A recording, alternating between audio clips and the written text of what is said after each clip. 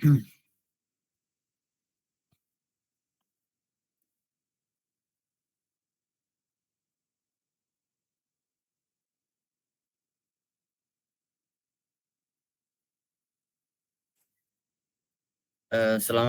warahmatullahi wabarakatuh.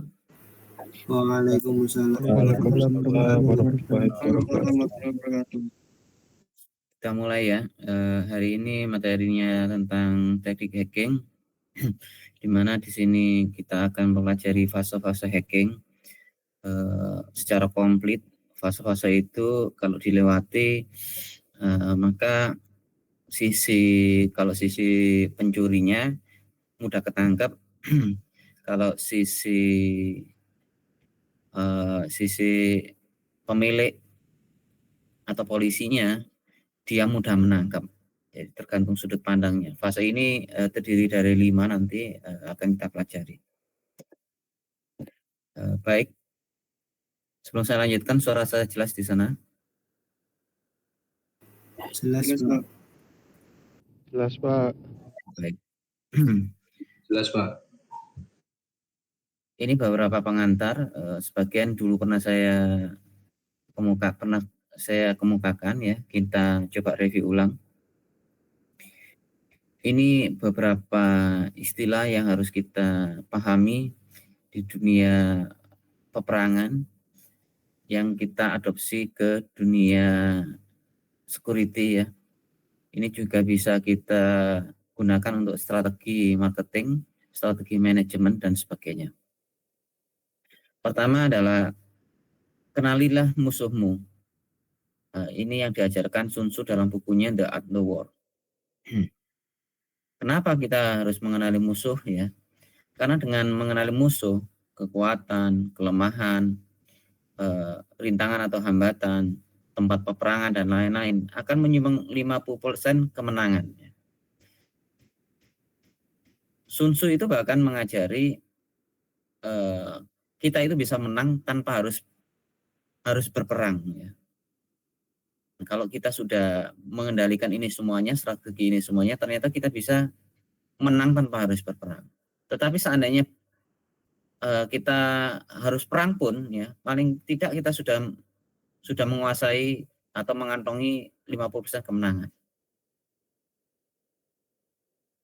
Kekuatan, kelemahan, rintangan, dan tempat ini juga sering dipakai dalam konsep manajemen ya, atau kita sebut sebagai hatak. Barang siapa yang bisa mengetahui hatak, ya, maka dia akan bisa memenangkan sebuah strategi marketing. Ya. Mengetahui kekuatan dan kelemahan kita sendiri akan menyempurnakan keberhasilan. Kalau mengenali musuh itu kan lawannya.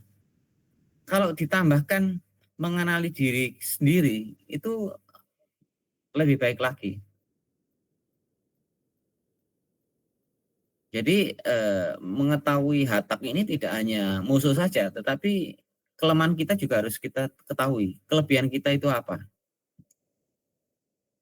Di dunia marketing atau dunia manajemen itu kita sebut sebagai SWOT ya. Strong, weakness, SWOT. Oh itu saya lupa ya. Pokoknya sering kita dengar sebagai SWOT ya.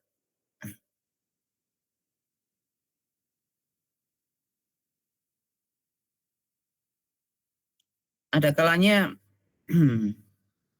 kalau kita itu mengetahui kelemahan kita, itu juga akan menyumbang keberhasilan. Ini salah satu contoh ya, salah satu contoh. Ada orang ketika dia bersaing, dia tahu kekuatan lawannya. Lawannya itu pinter, kumlot, ya.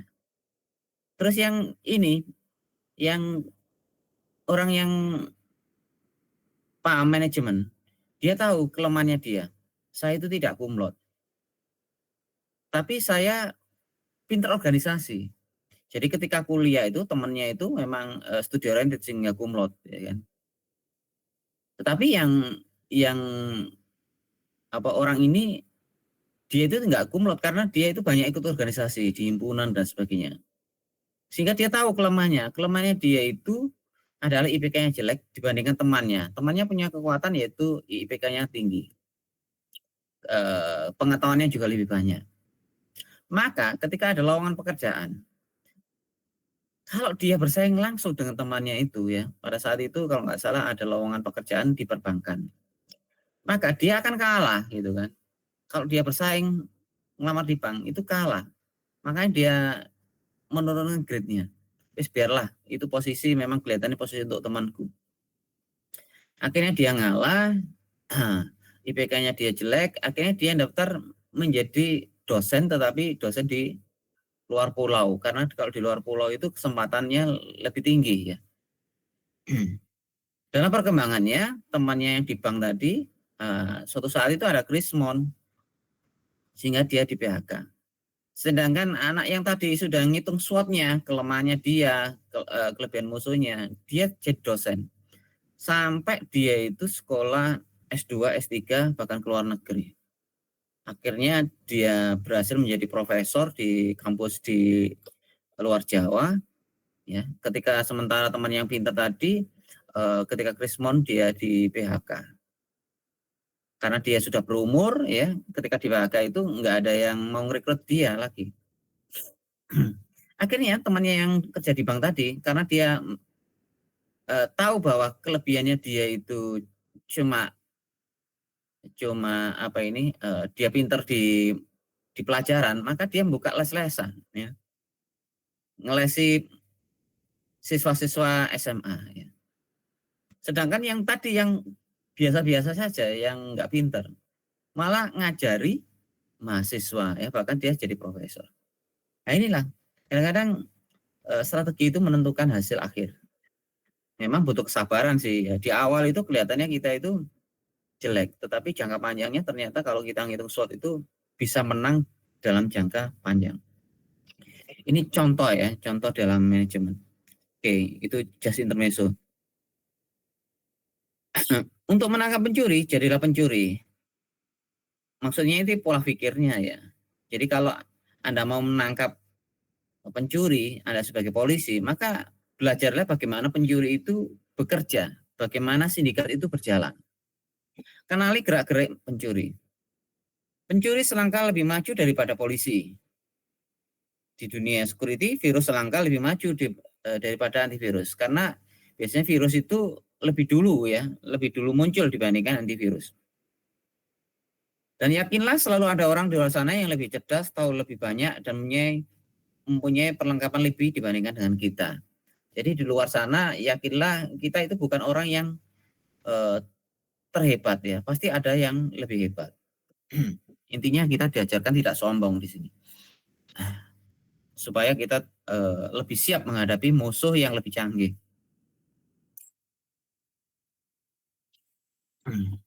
Terus ada beberapa istilah lagi, yaitu hacker, cracker, script, kiddies. Selama ini kita berasumsi bahwa hacker itu adalah orang yang melakukan kejahatan, ya. Padahal tidak selalu. Maka dari itu kita harus pertegas teorinya di sini.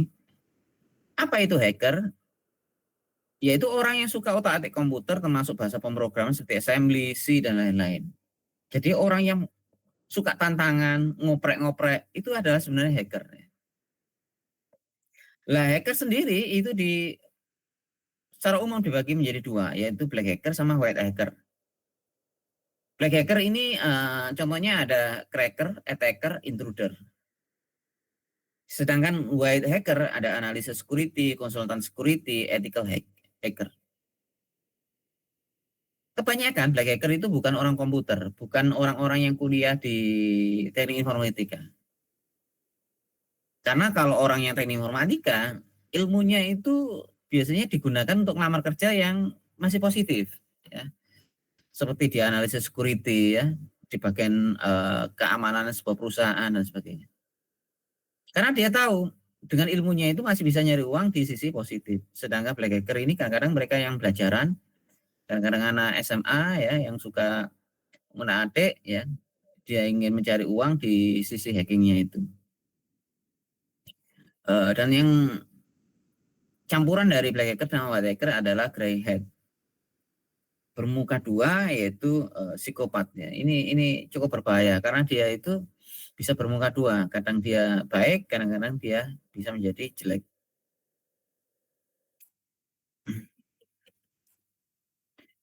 Nah, cracker adalah hacking yang merusak, yang termasuk golongan black hacker. Terus ada namanya script kiddies. Orang yang tidak mempunyai keahlian khusus dalam hacking biasanya hanya download tool hacking dari internet. Dan ini kebanyakan hacking-hacking yang sering terjadi itu script kiddies. Anak yang baru belajar komputer ya, suka otak-atik, dia download tool-tool seperti Kali Linux ya, di Kali Linux itu banyak toolnya. Dia melakukan serangan dan ketika dia berhasil, dia merasa hebat ya. Seperti orang yang belajar pencak silat ya, atau karate. Biasanya orang yang suka nantang-nantang itu adalah orang yang baru belajar, ingin membuktikan ilmunya. Ya. Ini berbahaya. Script kiddies itu seperti itu. Dia tidak tahu resikonya. Ketika dia ngeklik tool yang dia gunakan, contohnya dia pakai tool DDoS gitu ya, untuk menyerang server. Wah, dia bangga. Servernya saya serang, sekarang down gitu. Padahal dia tidak tahu cara kerja di belakang layarnya. Tool yang dia gunakan itu ngapain di belakang layarnya itu dia tidak tahu. Sehingga orang yang script kiddies ini rawan ketangkep. Karena dia tidak ngerti teknikal sesungguhnya. Ya, dia hanya menggunakan tool. Ini berbahaya. Oke, ini ethical hacker vs cracker ya. Ethical hacker atau etika ya. Hacker yang beretika vs cracker. Hacker usually is a programmer constantly seek further knowledge. Ada programmer yang selalu berusaha mencari pengetahuan baru. Freely share they have discovered dan suka membagikan temuannya. Dan biasanya dia tidak bersifat merusak ya. Berbeda dengan cracker. Cracker ini sifatnya dia itu merusak dan violate system integrity. Dia berusaha mengakses sistem yang tidak sah ya. They destroy vital data or cause problem for their target. Kadang-kadang mereka itu suka merusak. Itu kalau cracker.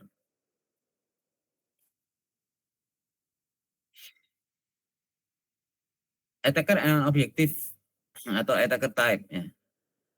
Ini ada beberapa yang sering kita dengar ya. Kadang-kadang mirip-mirip sih ya. Hacker break into computer for challenge and status. Ya, hacker itu memecahkan atau mengotak-atik komputer untuk tantangan, sebuah tantangan dan status saja. Terus ada spy. Spy break into computer for information to be used for political gain. Spy atau mata-mata ya, itu dia menggunakan komputer untuk mendapatkan political gain ya, sebuah keuntungan politik. Tidak harus politik dalam artian politik kayak partai-partai, tidak selalu ya. Politik ini politik untuk mendapatkan uang juga boleh, seperti dia data yang dia miliki dia dijual ke perusahaan lain dan sebagainya. Terus ada teroris komputer maksudnya ya, bring into komputer to cause fear for political gain. Kalau spy itu kan cuma dapat informasi ya, tapi ini informasinya itu untuk menakut-nakuti ya. Jadi kalau teroris itu untuk menakut-nakuti dan tujuannya juga untuk politik ya. Terus ada corporate reader, employee break into computer of competitor for financial gain.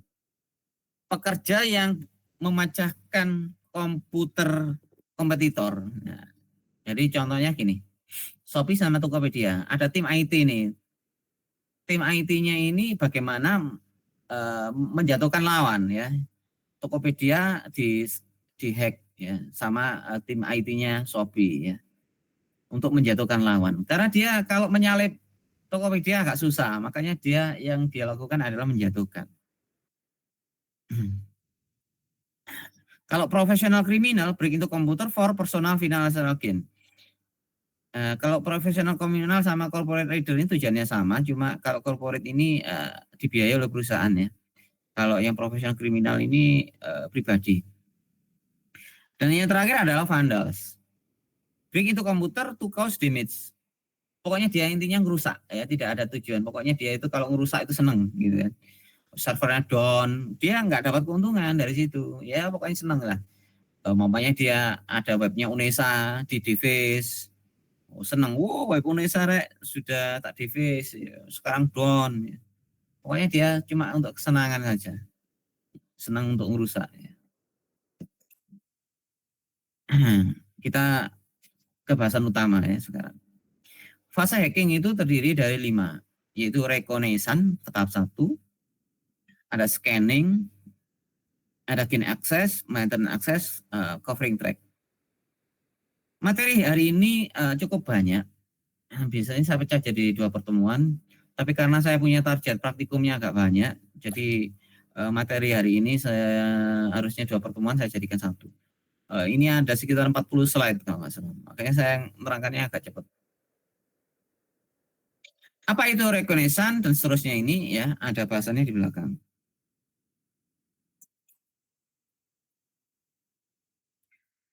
Reconnaissance adalah mendapatkan berbagai informasi mengenai target atau calon korban seperti nama domain, alamat IP, teknologi yang digunakan, kontak dan lain-lain.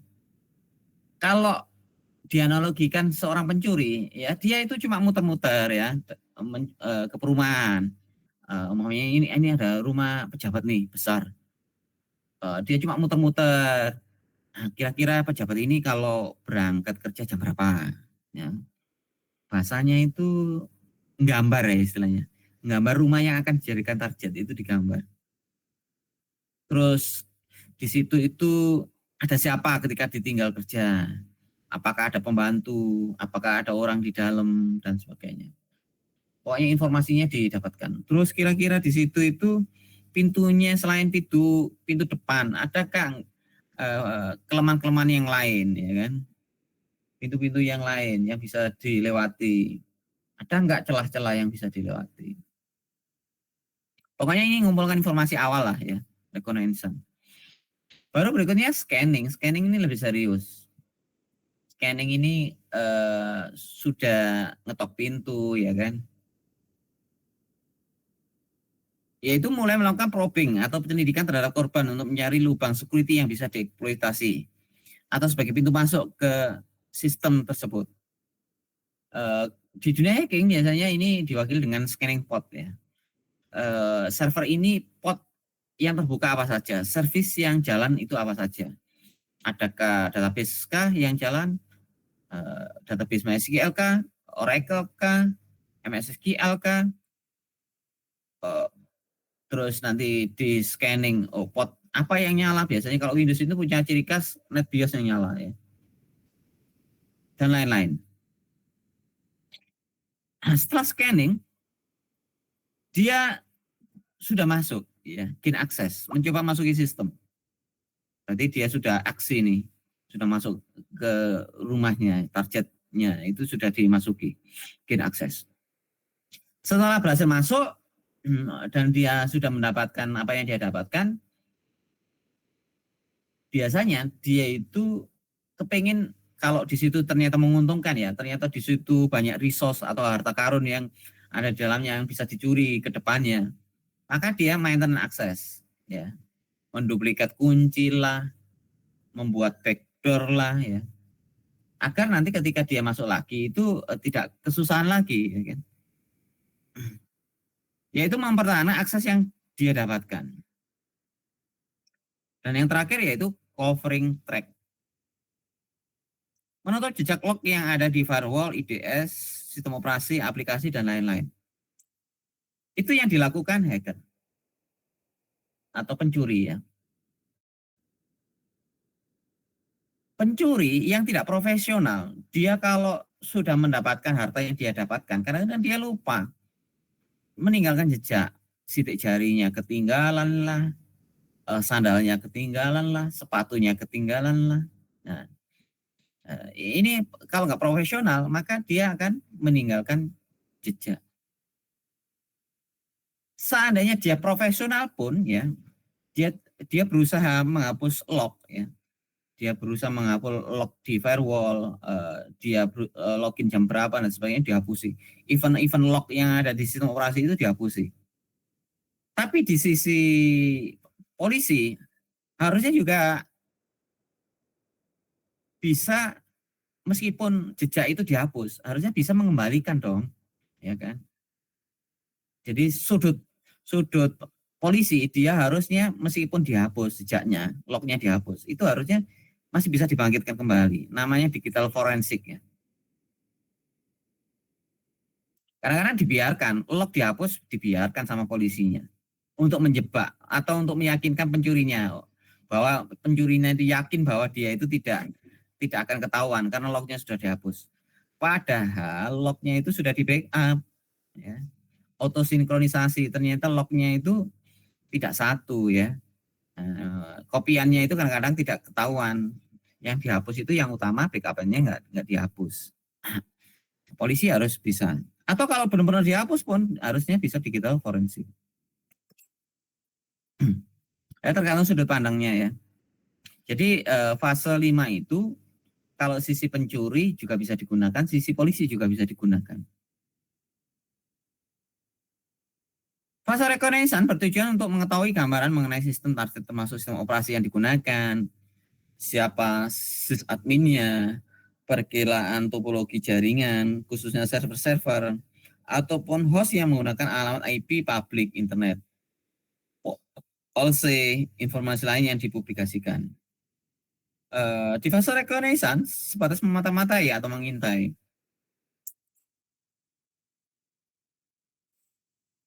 Reconnaissance kadang-kadang kita sebut sebagai footprinting, yaitu membuat catatan kaki. Nah, dia membuat catatan kaki tentang sebuah domain ya. Kalau domain itu kontak teknis dari organisasi itu siapa ya, nama, posisi, alamat, nomor telepon dan lain-lain. Bisa juga untuk mengetahui alamat IP-nya berapa, teknologi yang digunakan ya, sistem operasi, aplikasi dan lain-lain. Karena kita mengetahui sistem operasi itu menentukan strategi yang harus dilakukan ya. Contohnya kita mau ngehack UNESA namanya. Siagado ini pakai apa? Windows atau Linux? Nah, kalau Windows strateginya berbeda dengan Linux. Oh, ternyata pakai Linux. Wah, aku nggak bisa pakai toolnya Windows nih. Karena security-nya Windows sama Linux beda. Setelah dia tahu Linux versi berapa, distro apa, Ubuntu, Red Hat, atau yang lain-lain. Oh, UNESA ternyata tidak pakai Red Hat, dia pakai Ubuntu. Nah, setelah tahu Ubuntu versi berapa? Kalau versi lama, ini ternyata versi Ubuntu versi yang lama 12. Wah, ini gampang dibobol nih. Nah, gitu. Terus lokasi fisik servernya ada di mana sih? Oh, ternyata server ini di-hosting di Singapura. Waduh, kalau Singapura ini pengelolaannya lebih ketat nih. Firewall-nya pasti lebih aman ini. Susah ini kalau di Singapura umpamanya. Alah, UNESA ternyata ditaruh di lokal sendiri. Ternyata lokasi servernya ada di UNESA sendiri. Berarti kalau gitu yang manajemen itu IT lokal sendiri. Kelihatannya ini firewall-nya nggak terlalu ketat ini. Nah, itu menentukan juga. Terus informasi lainnya yang didapat melalui social engineering ya. Kadang-kadang reconnaissance itu juga bisa dilakukan menggunakan social engineering. Apa itu social engineering setelah ini? Tool untuk footprinting ada NSLookup, Whois, Netstat, NSLookup, ada Nmap, Zenmap dan seterusnya. Banyak tool yang bisa digunakan untuk reconnaissance ini.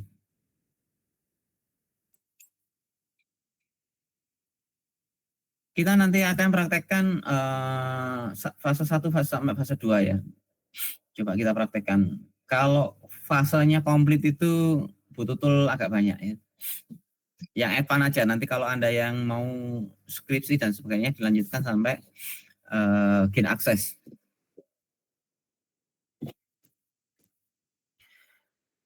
Baik, salah satu strategi untuk reconnaissance atau footprinting adalah menggunakan social engineering.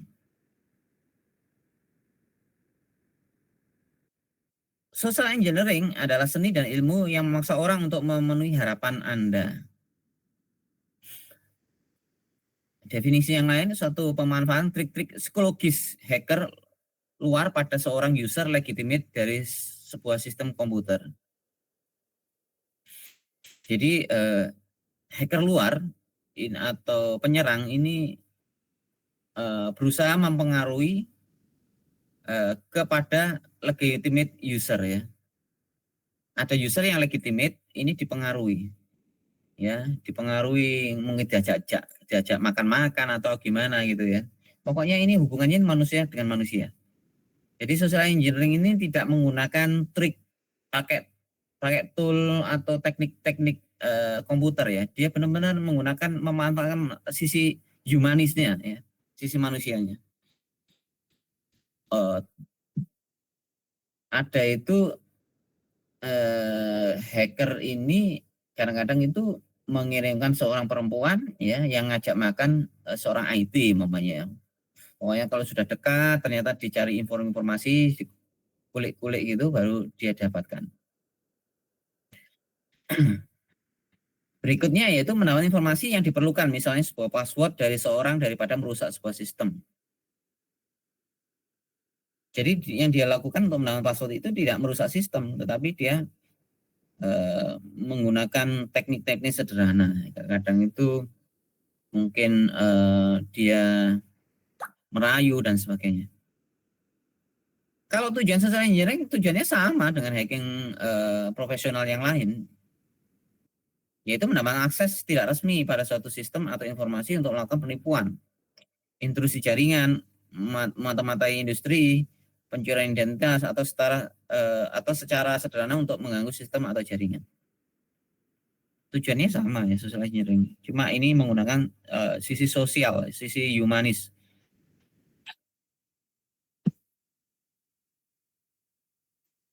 Memahami kecenderungan manusia yang pada dasarnya suka membantu atau kelemahan sikap manusia itu sendiri. Tanda-tanda tipikal termasuk perusahaan telepon, jasa pemberian jawaban, perusahaan dan lembaga keuangan dengan nama besar mereka, badan-badan militer dan pemerintah atau rumah sakit. Contohnya gini, ada yang melakukan social engineering itu pura-pura menjadi petugas PLN ya. Maaf Bu, saya dari petugas PLN mau ngecek ini ada gangguan listrik. Nah, dan ini kami harus ngecek. Tadi ada laporan dari tetangga sebelah. Ya, ini kami harus ngecek satu-satu. Ini rumah ke rumah, konselnya di mana, gitu kan. Terus dia masuk rumah, survei-survei, melihat-lihat. Gitu.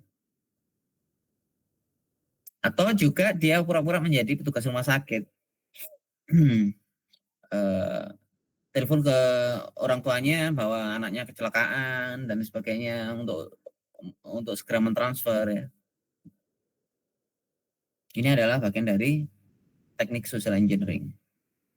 Bahkan ada yang menggunakan dumpster diving, mencari informasi melalui tempat sampah. Dia rela menjadi petugas office boy, ya, petugas kebersihan untuk mencari barangkali ada password yang dicatat di kertas dan dibuang di sampah.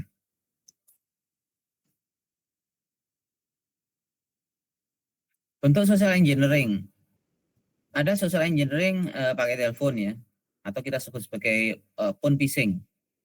Phone phishing itu ya macam-macam ya. Salah satunya tadi seperti telepon pura-pura jadi petugas rumah sakit atau pura-pura jadi polisi yang mengejar pencuri dan sebagainya ya.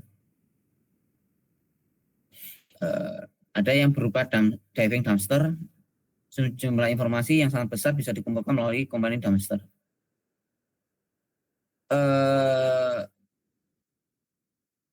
Diving dumpster ini ada yang berupa web ya.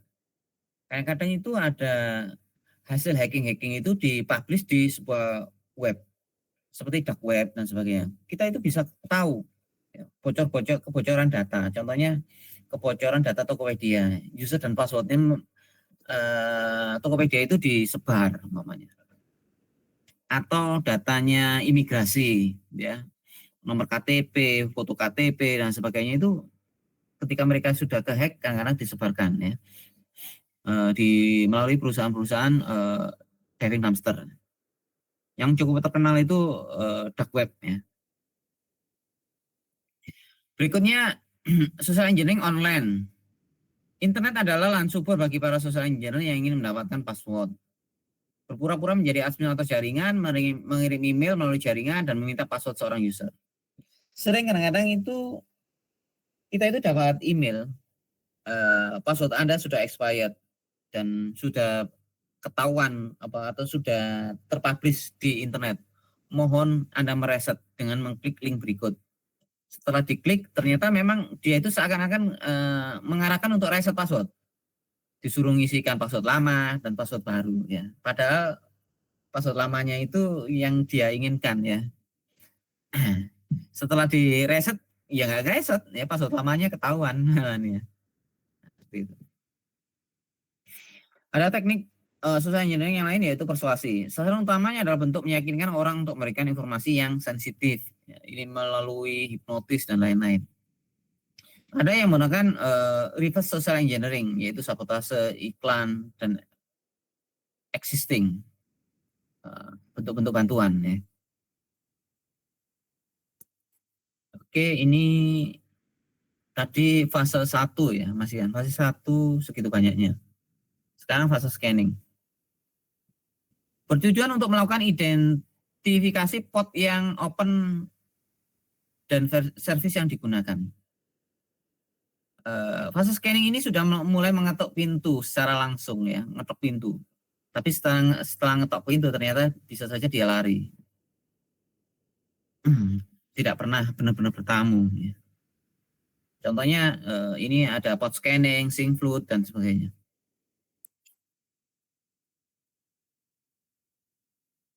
Port scanning merupakan salah satu teknik scanning paling populer di dunia yang digunakan untuk menemukan port-port yang open. Port tersebut mencerminkan servis yang lagi aktif pada server atau host yang lagi scan. Ilustrasi scanning ibaratnya kita mengetuk pintu orang, memencet bel rumah, terus orang tersebut kabur. Apakah ini melanggar hukum? Ya jelas banyak orang merasa terganggu ya.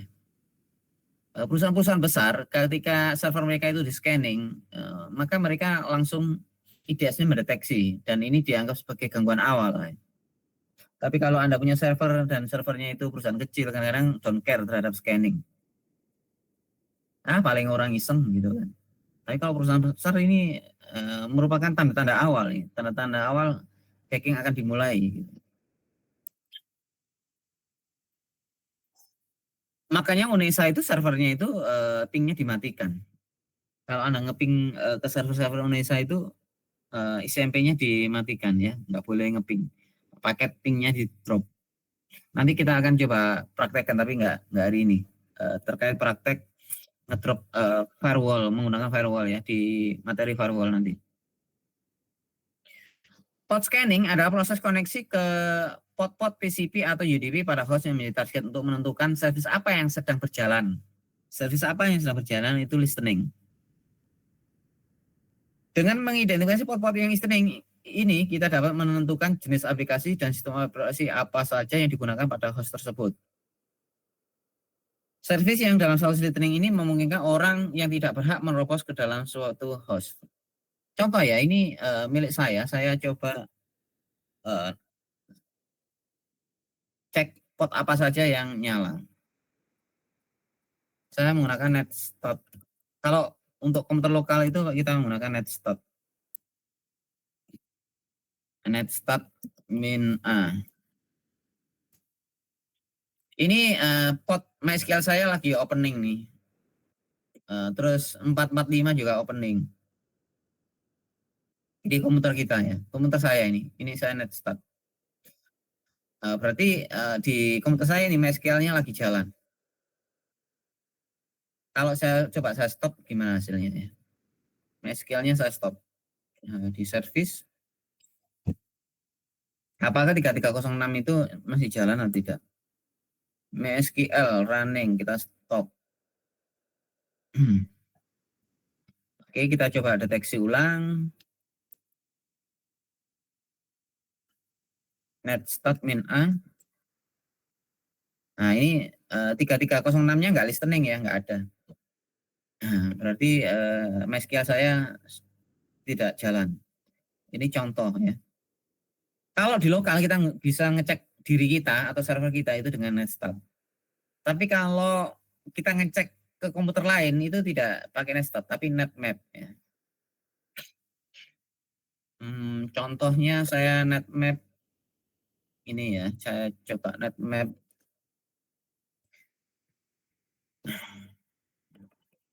Netmap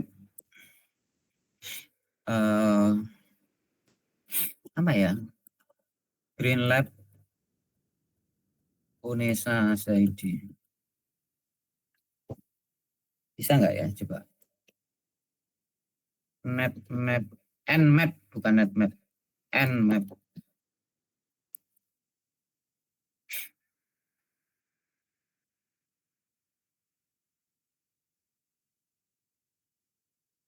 Nah ini GreenLab Unesa Saidi ini server lab miliknya GTF. Nah, ini port 80 ini nyala, 443-nya nyala, 8080 nyala, 8443 juga nyala. Ya. Berarti ini service yang nyala di GreenLab Unesa SID. Jadi kalau kita mapping komputer lain atau server lain itu pakai Nmap, sedangkan kalau komputer lokal kita pakai Netstat. Kadang-kadang Nmap ini ya, kalau perusahaan-perusahaan yang besar itu kita itu diblok, nggak boleh. Atau kita itu di lock lah istilahnya. Ini contoh ya. Ini ada berikutnya ada tool scanning, ada Netstat, dan map, ada Nessus ya. Nessus ini pihak ketiga grafis, nanti bisa Anda download. Sebenarnya enggak ini aja, ini yang sering digunakan aja. Biasanya kalau konsol itu Netstat sama Nmap ini yang sering digunakan.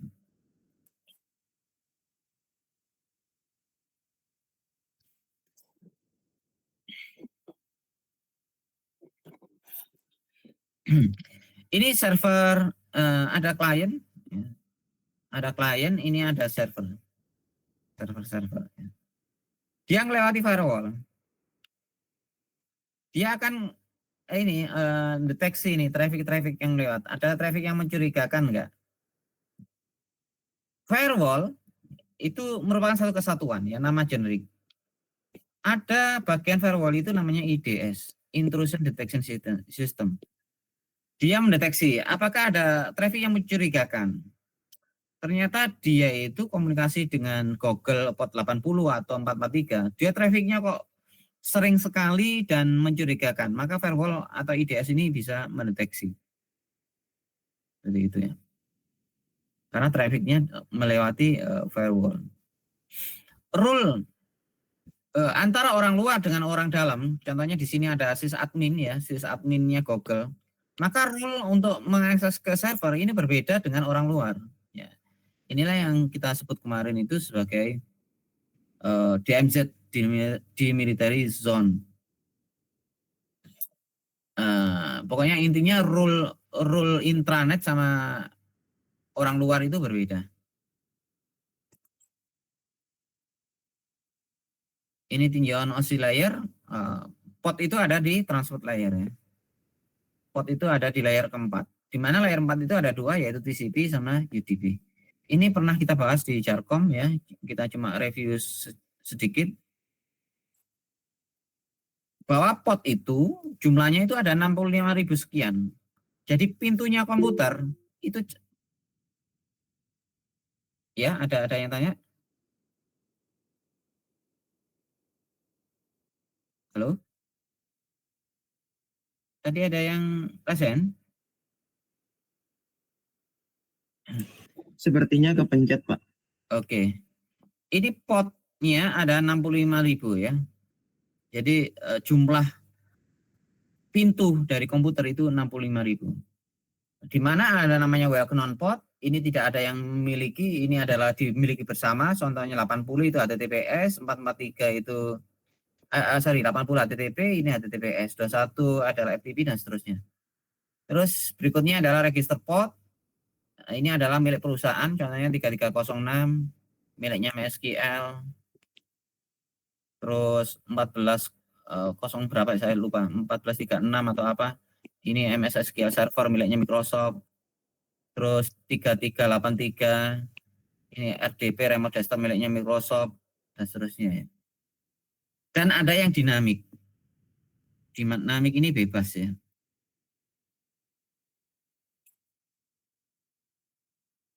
Ini well known port, ya ini sudah pernah kita bahas, kita skip aja.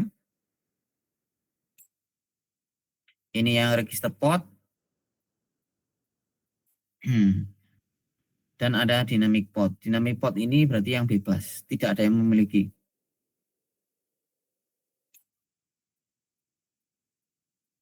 Kita ketahui bahwa TCP itu punya rule, protokolnya itu harus three-way handshake. Di mana ada sync, terus sync ACK, dan ACK ya. Baru setelah ACK itu establish, komunikasi terbentuk. Ada kalanya hacker-hacker itu dia itu nge-sync tapi dia tidak mau lanjut ke ACK ya. ACK itu berarti kan diulurkan tangannya lawannya ya.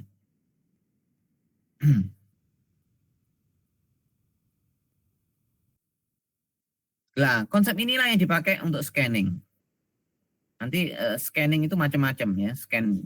Ada yang menggunakan full scanning ya.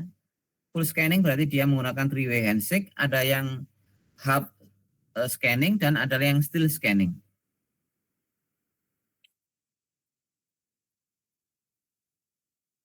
Ini konsep programmingnya ya. Jadi gini, selama ini kita belajar programming itu kebanyakan kan untuk RPL ya, pemrograman database dan sebagainya. Kita tinggal memakai database-nya, memakai sendiri dan sebagainya. Pokoknya kita itu program yang siap pakai. Web servernya juga ada. Kita program web itu web servernya sudah ada dan sebagainya. Tetapi ada programming itu yang memang programming untuk jaringan. Ya, seakan-akan kita itu membuat web servernya sendiri, membuat mail server sendiri. Jadi kita yang membuat mail server. Pemrograman ini wajib menggunakan POT. Nanti kita akan coba praktekkan membuat chat, ya, program chat. Nah, program chat ini pasti butuh protokol nih, butuh POT nanti. Untuk berkomunikasi itu butuh POT. Chat yang kita bikin itu benar-benar kita bikin sendiri, bukan program chat yang sudah beredar di pasaran. Sehingga nanti kita akan menentukan kita pakai TCP atau UDP. Kalau TCP dia akan listen di port berapa. Orang akan menghubungi di port listen ini ya. Maka dia akan ngirim sync. Setelah itu dia bertamu ke sana, didengarkan, maka dia sync receive. Ya. Programmingnya itu akan melakukan sync receive.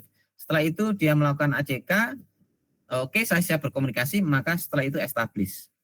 Ketika establish ini, potnya itu tidak menggunakan pot yang listening. Contohnya HTTP ya. HTTP itu potnya 80. Begitu establish, Anda itu tidak akan dilayani di pot 80. Dia akan menggunakan pot dinamik. Contohnya 5, 3, 4, 2, 5. Orang yang koneksi lagi, dia listen di sini ya. Dia akan komunikasi di pot 80. Setelah dia establish, dia akan dilayani oleh server itu tidak di pot 80 lagi. Dia mungkin 5, 3, 4, 2, 6. Nah, inilah yang disebut sebagai thread. Ya, salah satunya thread. Jadi setiap user itu dilayani seakan-akan dilayani thread sendiri-sendiri. Ya, mereka itu dipecah-pecah ya. Ini sisi programming.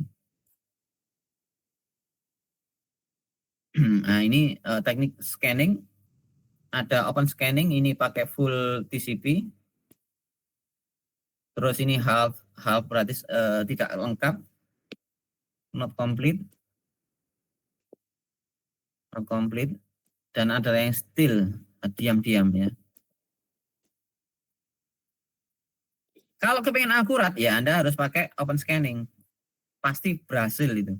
Maksudnya berhasilnya nyekennya itu pasti bisa deteksi. Oh, ini MySQL-nya open atau close itu pasti kedeteksi. Karena di open scanning itu benar-benar TCP 3-way handshake-nya itu dipakai sehingga akurat. Tapi rawan ketangkep. Karena IP sumbernya, IP yang nyeken itu akan ketahuan. Ya, kalau tujuannya untuk kebaikan biasanya kita menggunakan open scanning. Aku ngecek serverku ini MySQL-nya jalan enggak. Nah, kalau sah itu lebih baik pakai open scanning. Karena pasti akurat. Oh, mati. Oh, hidup pasti ya. Tapi kalau hacking nggak mau, ya dia ketahuan nanti. Covering track-nya itu yang kena dia. Nah, ini dia mau 3-way handshake ya, hasilnya akurat. Hacking jarang menggunakan full scanning. Dia menggunakan hub open scanning. Nah, intinya dia sebelum 3-way handshake selesai, dia memutuskan komunikasinya. Tidak mudah terdeteksi oleh IDS atau firewall. Yang termasuk dalam metode ini ada sync scan, TCP half scan, yang sering dimanfaatkan untuk DOS, denial of service. Dan yang terakhir yaitu steal scan. Scanningnya berusaha tanpa terdeteksi oleh IDS maupun firewall, melibatkan paket dengan flag atau finbit, ACK dan null session. Hasilnya kurang akurat tetapi aman. Ya, sisi hacker itu aman. Karena dia tidak menggunakan 3-way handshake ya. Hacker atau crackernya itu aman. Karena susah deteksi, tapi hasilnya kurang akurat, kadang-kadang nggak presisi.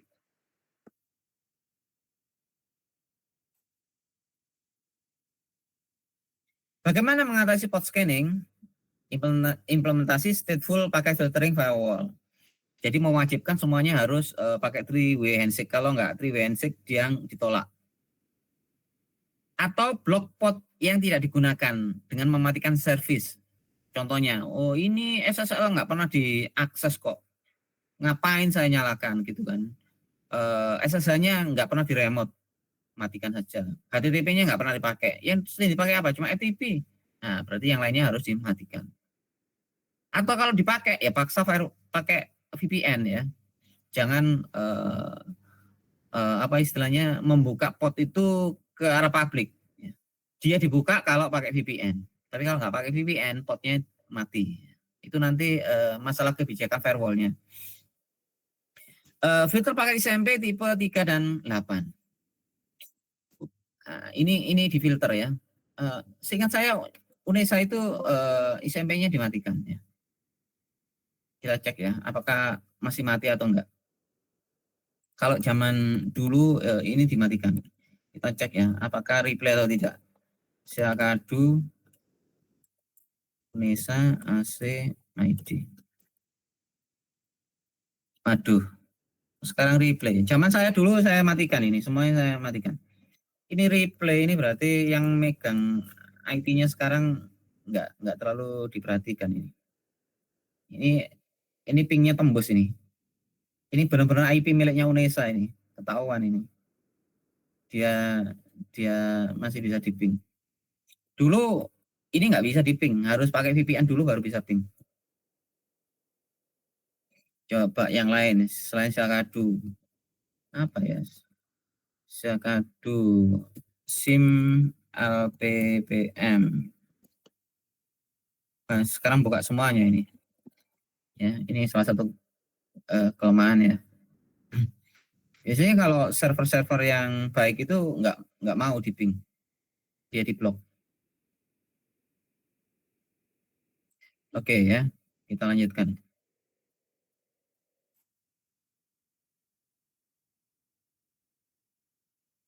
Melakukan monitoring aktivitas jaringan secara aktif dengan memanfaatkan log ya. Kalau ada orang scanning itu bisa dimonitoring pakai log. Di Mikrotik itu ada fitur-fitur itu ya. Oke, berikutnya adalah fase keempat, fase ketiga maksudnya. Fase gaining access. Bertujuan untuk mendapatkan akses. Cara mendapatkan akses yaitu masuk secara fisik, eksploitasi kelemahan yang belum di-patch, memanfaatkan kesalahan program misalnya buffer overflow, SQL injection dan lain-lain. Terus network enumeration yaitu menggunakan null session, cari akun name yang sah. Mekanisme penyimpanan user ID atau ada yang password cracking, benar-benar maksa untuk password cracking dengan brute force. Ini teknik untuk gaining access ya. Nah, ini cara cracking ya. Ada dictionary attack. Jadi membuka password itu, membobol password itu dengan kamus. Kalau Anda menggunakan password yang menggunakan istilah-istilah umum seperti makan, pokoknya yang kata-kata yang ada di kamus itu mudah diserang menggunakan dictionary attack. Makanya ini nggak boleh ya. Cuma sekarang nggak boleh menggunakan kata-kata yang sederhana, itu nggak boleh. Brute force attack atau serangan yang membabi buta, brute force, atau hybrid berarti serangan campuran. Social engineering, kadang-kadang kita itu susah ya. Kalau sebuah lembaga ketat sekali dia menerapkan two factor verification ya, itu kan ketat sekali. Kalau menggunakan teknik-teknik dictionary attack, brute force ini nggak akan tembus karena benar-benar sudah aman ya. Tapi tembusnya dengan social engineering. Contohnya pakai two factor verification, dia pakai OTP ya. Selain user dan password, dia mengirimkan ke HP-nya OTP. Ternyata orang yang dapat OTP kena social engineering, ya sudah kena buyar ya. Jadi ternyata social engineering ini juga penting juga ya. Nggak usah capek-capek nge-crack ya. Orangnya aja yang dihipnotis kena ya. Atau shoulder sniping. Ketika temannya lagi login ke Facebook atau Instagram, Anda pura-pura di belakangnya lewat gitu, tapi sambil memperhatikan keyboard yang diketikkan, ya password yang diketikkan di keyboard. Itu namanya shoulder sniping. Atau dumpster diving, mencari password di tempat sampah.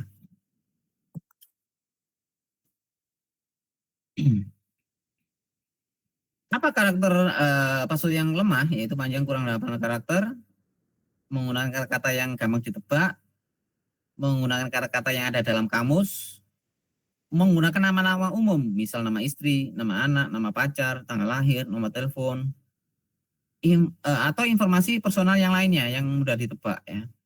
Ini nggak boleh digunakan.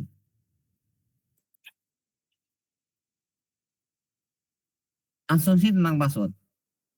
Password is a first line of defense. Password merupakan benteng pertahanan garda depan dan bahkan malah benteng pertahanan satu-satunya. Zaman dulu orang untuk mengamankan itu pasti pakai user dan password. Dan cuma itu saja, kalau sudah ketahuan user dan password ya sudah buyar. Contohnya Unesa. Unesa itu pakai SSO ya, user dan password saja, nggak ada two factor verification. Ya, kalau sudah ketahuan, sudah tahu passwordnya temannya atau dosen ya sudah buyar karena nggak ada two factor verification. Tapi kalau itu dipakai perbankan, wajib menggunakan two factor verification ya. Tapi kadang-kadang orang itu nggak mau mengaktifkan two factor verification karena apa? Terlalu ribet. Dia merasa saya bukan orang penting, saya nggak mungkin dihack gitu. Jadi lebih baik Anda menggunakan lebih dari satu verifikasi ya, tidak user dan password saja. Guideline securing password. Komunikasi password dengan abjad, angka, huruf besar, kecil, dan karakter unik dengan minimal panjang 8 karakter. Tidak menggunakan kata yang mudah ditebak orang lain. Gunakan tool yang bisa menerapkan interval password, meminta perubahan password dalam jangka waktu yang tertentu. Di Windows itu bisa ada settingannya ya. Kalau Anda mengelola komputer di perusahaan, itu ada SOP ya, SOP yang memaksa atau mengatur user itu setiap 3 bulan harus ganti password. Itu bisa diterapkan di Windows Policy. Di Windows Policy itu bisa dipaksa setelah umur password itu lebih dari 3 bulan, maka dia wajib diganti passwordnya. Ini tujuannya apa? Yaitu untuk menghindari maintenance access. Kalau ada orang yang sudah tahu passwordnya, itu dia hanya bertahan 3 bulan saja. Setelah 3 bulan dia tidak akan bisa masuk lagi. Jadi mengganti password rutin itu pentingnya yaitu untuk menghindari maintenance access. Contohnya teman Anda ngerti password Instagram, dia asik bisa melihat Instagram Anda bisa masuk. Ya. Setelah dirubah ya sudah nggak bisa masuk. Gunakan password history untuk mengontrol perubahan password. Slide-nya kok nggak habis-habis sih. Panjang sekali, ini 35 ya. Sekitar ada 40-an satu kalau nggak salah. Kurang 5 slide lagi. Lanjutannya yaitu tidak mendistribusikan password via email atau media elektronik lain tanpa dienkripsi. Kriptografi atau enkripsi itu zaman sekarang itu aman-aman. Tapi masalahnya ya, yang dihadapi dunia modern itu bukan algoritmanya yang lemah ya. Contohnya AES itu aman, susah di-hacking. Tapi masalahnya adalah mendistribusikan passwordnya ini yang susah. Contohnya gini, bank menerapkan user dan password. Terus mereka ngirimkan user dan passwordnya ke user ke nasabahnya. Ternyata di email ya. Keamanan banknya mungkin aman, tapi emailnya ternyata bisa dibuka orang lain. Ya, ini kan nggak aman. Jadi mendistribusikan user dan password ini yang jadi masalah. Maka di dunia modern diterapkan kriptografi namanya asimetrik, di mana user dan passwordnya itu ada dua, ada public key dan private key.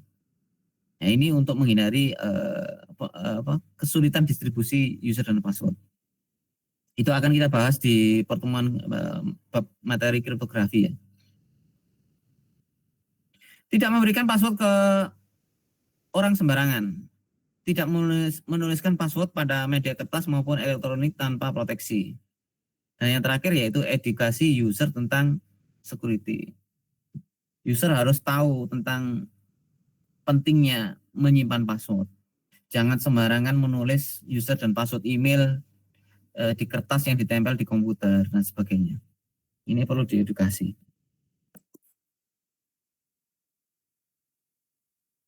Fase keempat, yaitu fase maintenance.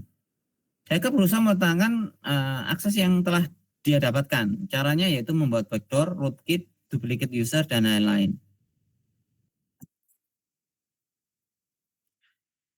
Rootkit dapat melakukan hal berikut: menyembunyikan proses tertentu yang berjalan, menyembunyikan file, menyembunyikan registry entry, sebagai keylogger, mengintercept ketikan pada sistem konsol, dapat menginterrupt command debug sehingga menyebabkan blue screen, dapat mengalihkan file Excel, contohnya ngeklik MS Word, tapi yang dijalankan adalah aplikasi hackernya. Gitu ya. Terus mengecoh event log sehingga lognya itu kacau, tidak bisa mendeteksi aktivitas yang dilakukan oleh hacker.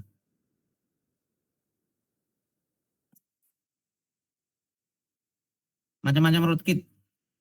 Rootkit yang biasanya berupa file trojan atau backdoor ya. Ada rootkit yang bersifat kernel, diinstal dalam bentuk device driver. Dia ini kadang-kadang susah dibersihkan karena dia itu DLL ya.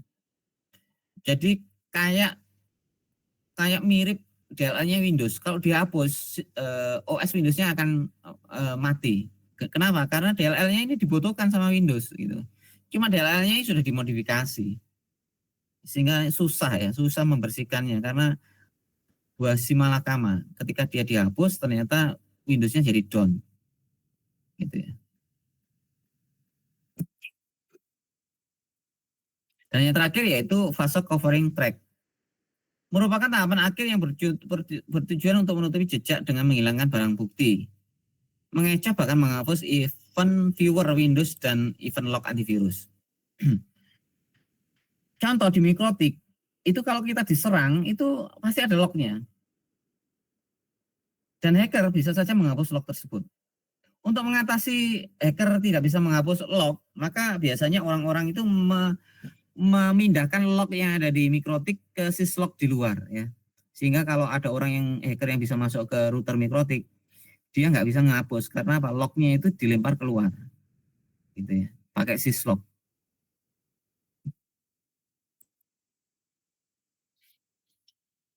tugasnya ini tidak dikerjakan, yang dikerjakan adalah yang di classroom ya. Yang praktikum di classroom, kita coba masuk ke classroom, akan saya demokan dulu. Kita masih ada waktu berapa ini? Sampai jam 5. Kita ada waktu sekitar 22 menit, 23 menit ya. Kita coba praktekkan yang ada di classroom. Sebelum saya lanjutkan, apa Anda masih di sana? Masih, Pak. Oke ya. Kita lihat classroom-nya dulu. Kita ambil salah satu contoh classroom yang ada di sini.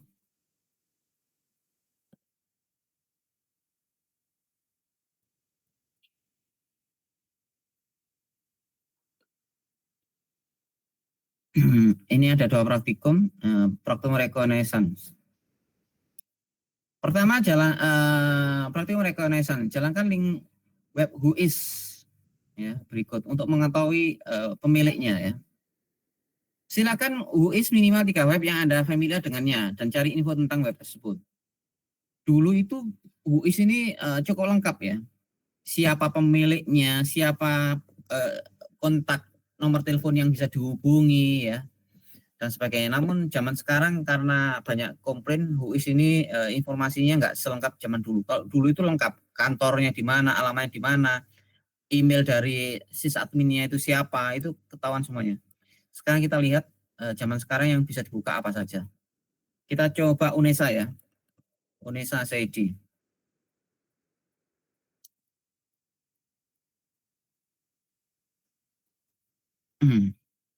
Ini ketahuan. UNESA ID ini pertama kali didaftarkan tahun 2001. Terus domain ini akan expired tahun 2006. Kadang-kadang perusahaan itu don't care terhadap informasi ini. Sehingga kadang-kadang masa expirednya habis dan dia lupa nggak memperpanjang. Itu bahaya ya, bahaya. Kadang-kadang ketika nggak diperpanjang itu masuk ke grace period. Grace period itu masa transisi. Ketika dikasih waktu 1 minggu ternyata dia nggak bayar, maka domain ini dibebaskan, boleh dibeli orang lain. Begitu dibeli orang lain, ternyata webnya sudah berubah, ya kan? Pemilik aslinya tiba-tiba mencari, loh, webku kok ganti, gitu kan? Nah, begitu mau diambil nggak bisa, karena sudah dibeli orang. Dan biasanya harus nebus sesuai kesepakatan ya, kadang-kadang jual mahal. Nah, jual mahal.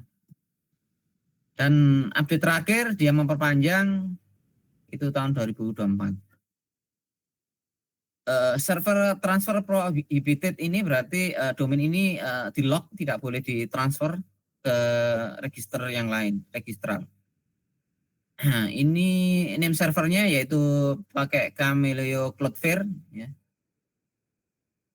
Onyx Cloudflare. Ini NS servernya ikut luar ya. Jadi UNESA tidak dikelola sendiri, dia ikut Cloudflare. Dan registrarnya adalah Biznet. Nah, ternyata UNESA sekarang menggunakan bandwidthnya salah satunya menggunakan Biznet ya.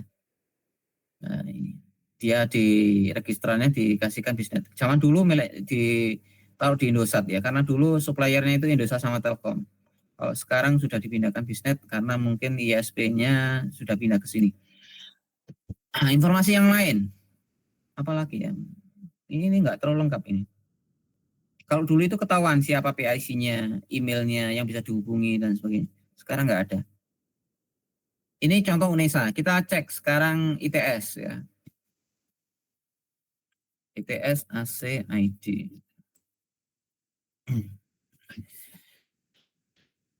ITS pertama kali didaftarkan tahun 1998. Lebih tua ya daripada UNESA. Dan dia domainnya cuma per tahun saja ini.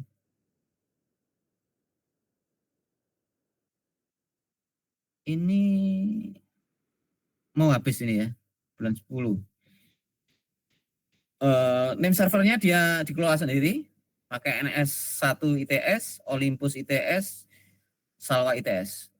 Dan registrarnya dipegang oleh PT Digital Registra Indonesia. Ini Registra Indonesia ini cukup terkenal. Kadang-kadang pengaruh ya, registrar itu kadang-kadang pengaruh di masalah rest of domain. Kadang-kadang ada pengaruhnya. Sekarang kita coba ITB. ITB apakah lebih tua daripada ITS?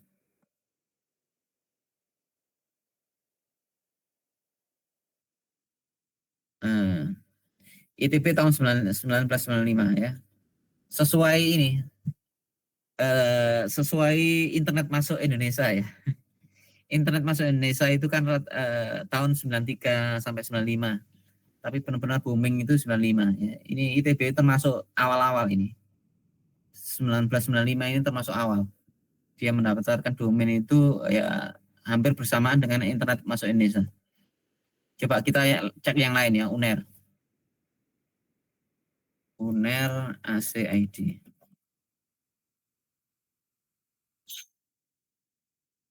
UNER juga lumayan tua ya. Dibandingkan ITES duluan UNER ya. Dan servernya dikelola sendiri. NS-nya dikelola sendiri, dia pakai registra ya. Sama dengan ITS. ITB tadi registra juga ya, benar. ITB. Registra ini banyak pakai soalnya. Kita cek. ITB ACID. Iya. Tadi ITS, UNER sama ITB menggunakan registra. Itulah kurang lebihnya ya. Dan ini ketahuan registranya ada di mana, lokasinya, semuanya ketahuan. Ini adalah WHOIS, salah satu aja ya. Berikutnya kita akan praktikum scanning. Buat jaringan dua komputer di chemistry yang PC1 sebagai server dan PC2 sebagai klien. Install PC1 dengan exam, install PC2 dengan FreePort Scanner. Ini ada tool grafis ya. Kalau Anda nggak mau pakai FreePort Scanner grafis, Anda bisa install Nmap. Nmap juga bisa digunakan, tetapi Nmap itu under console ya. Tapi di praktikum ini dikasih solusi pakai FreePort Scanner. Skenario percobaan, scanning. Jalankan service PC1 yaitu Apache-nya jalankan, MySQL akan jalankan, dan FileZilla jalankan. Scan port listening dengan netstat main A di PC1. Jadi ini servernya, di servernya kita pakai netstat main A ya di PC1. Atau juga kita bisa scanning dengan menggunakan PC2. Service apa saja yang hidup. Ya. Kalau sudah hidup, baru dimatikan satu persatu. Mulai dari MySQL-nya dimatikan, terus di-scan. Ya. Terus matikan FileZilla-nya, terus di-scan. Ya. Nah, nanti efeknya bagaimana? Kita coba praktekkan sekarang.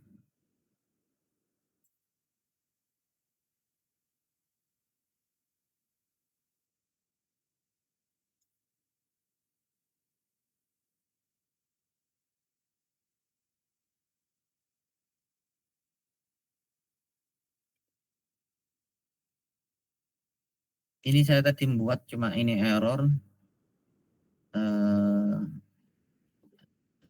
Examnya ini apa aja nggak jalan. Saya uninstall dulu aja. Apa aja saya uninstall. Kontrol program. Atau saya buat baru aja ya. Buat baru aja saya shutdown ya. Karena di sini ada yang belum pernah menggunakan chemistry ya. Saya coba praktek baru aja. Kita matikan dulu.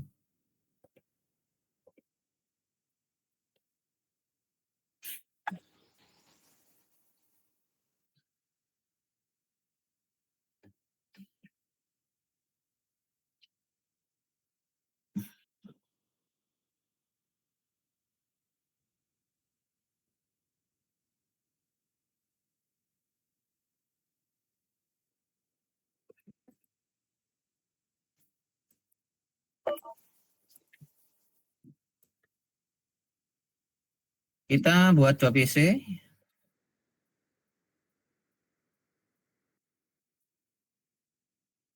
PC 1 nanti sebagai server, PC 2 sebagai klien. Kita hubungkan.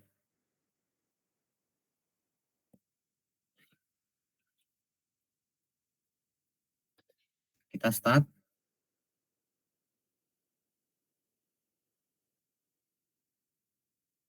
Error ini, sebentar. Saya matikan dulu.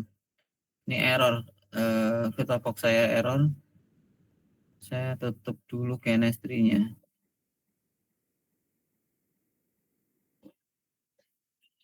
VirtualBox saya, kita ceknya dulu. Saya remove.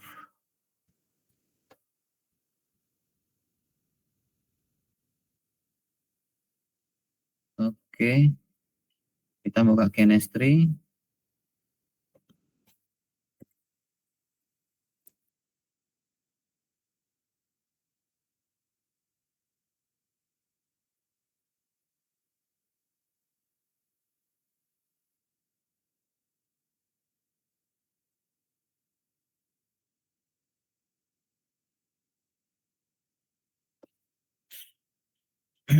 Scanning 4. Kita masukkan 2 PC. PC 1, PC 2.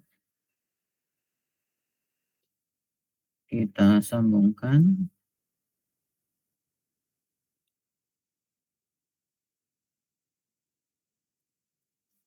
Kita start.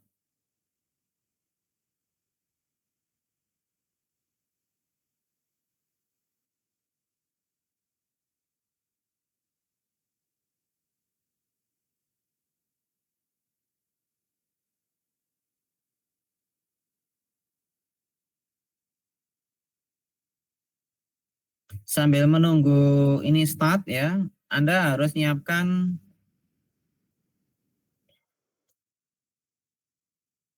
exam ya. Examnya pakai versi yang dulu ya, 1826 kalau nggak salah. Nanti silakan download examnya dari internet. Terus kita juga download namanya Freeport Scanner ya. Freeport Scanner, ini nama filenya, Freeport Scanner. Ini tadi saya sudah searching ya, ini Freeport Scanner, Anda download. Nanti Anda cari sendiri, namanya Freeport Scanner.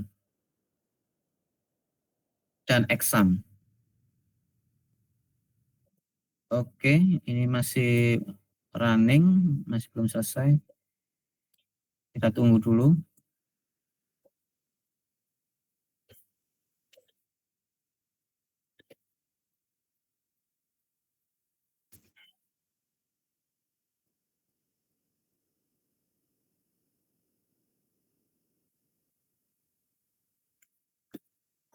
Agak lama sampai nunggu LAN card-nya muncul baru kita setting.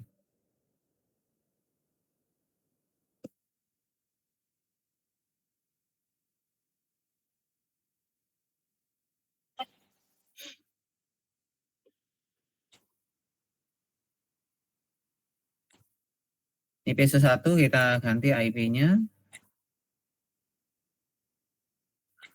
192.168.1.1. Oke.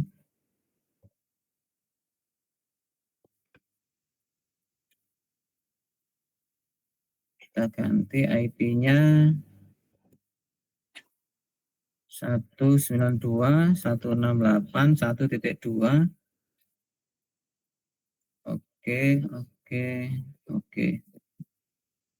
Kita pastikan bahwa komputer ini bisa saling ngeping ya.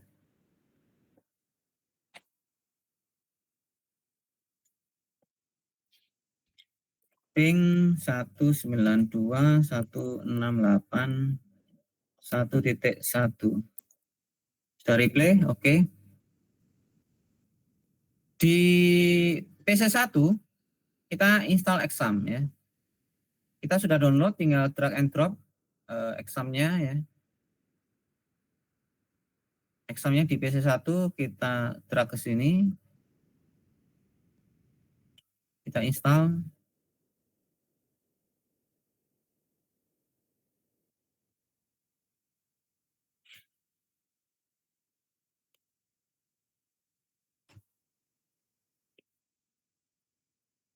Kita install ini ya, FileZilla, MySQL sama apa aja. 3 ini yang penting ya, 3 ini. Kita next.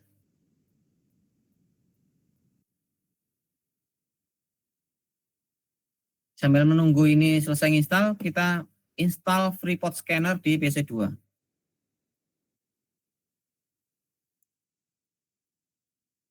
FreePod Scanner di PC2.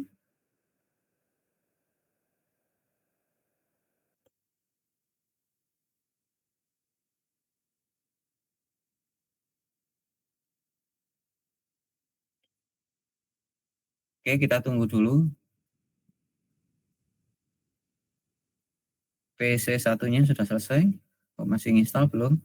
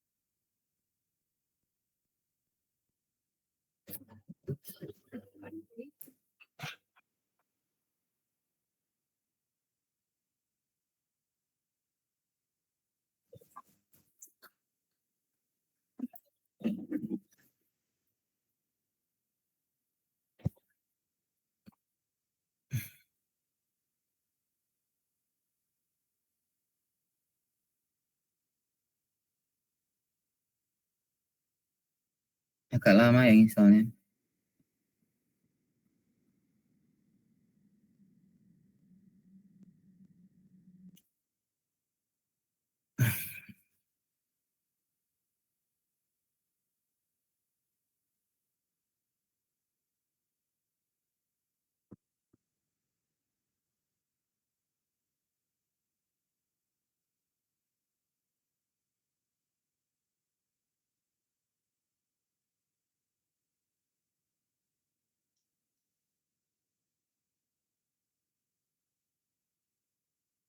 Ini mungkin prosesornya saya kasih sedikit ini speednya lambat.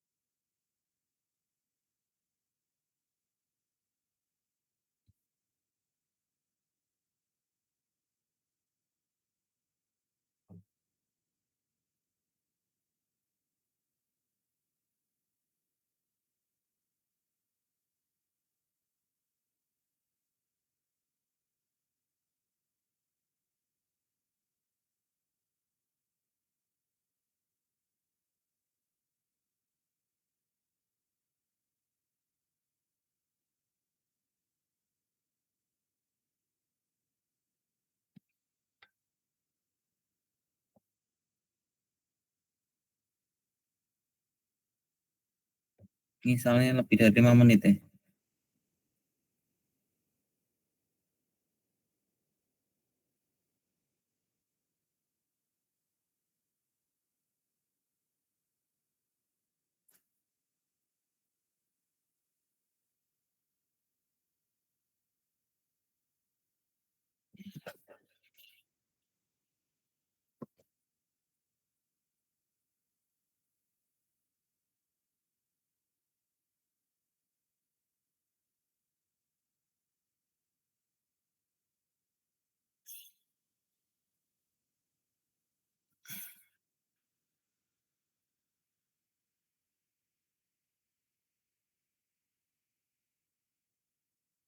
Oke, ini sudah selesai installnya ya.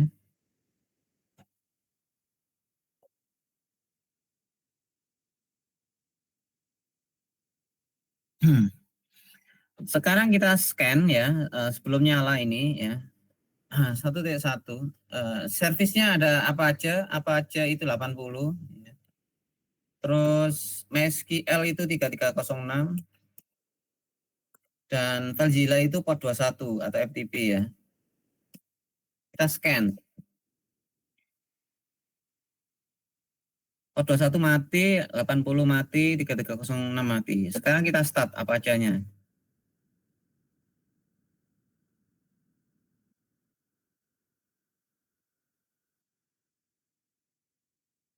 ...80 nyala ya, MySQL-nya mati, FTP-nya mati ya. Sekarang kita nyalakan semuanya. Ya, seperti ini. Nah, kalau servisnya nyala, otomatis port itu juga nyala. Tapi ketika ada yang dimatikan, contohnya Apache-nya saya stop, maka dia mati ya. Ini juga bisa dibuktikan kalau kita buka localhost ya.